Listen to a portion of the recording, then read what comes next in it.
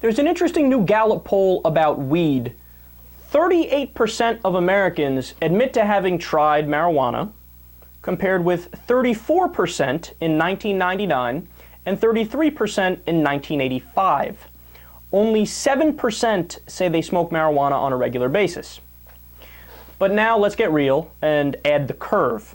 So I'm going to be fair and say that only 10% of people are lying, even though it's definitely more.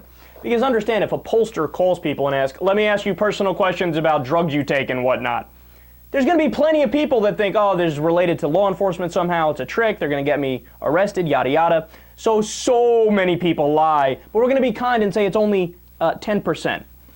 So that would bring the totals to 48% of people have tried marijuana. Again, I think it's much higher than that. And 17% smoke it on a regular basis.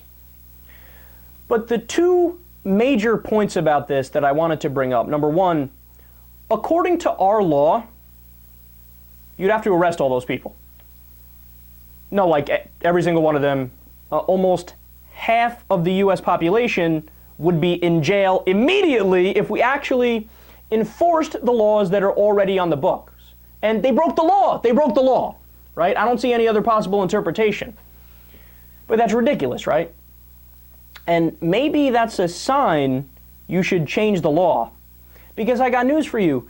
If it's a law that actually mattered, like you said, 48% of Americans killed somebody or something along those lines, I'd say, yeah, lock them up. Literally, like, I don't care if it's 96% of the American population that killed people. If that were true, all of them should be locked up. But this is an example where they clearly shouldn't be locked up, so maybe marijuana clearly shouldn't be illegal.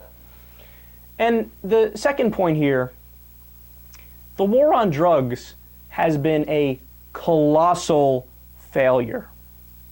I mean, I read the numbers. I'll read them again to you. 38% of Americans admit to having tried marijuana today, compared with 34% in 99 and 33% in 1985.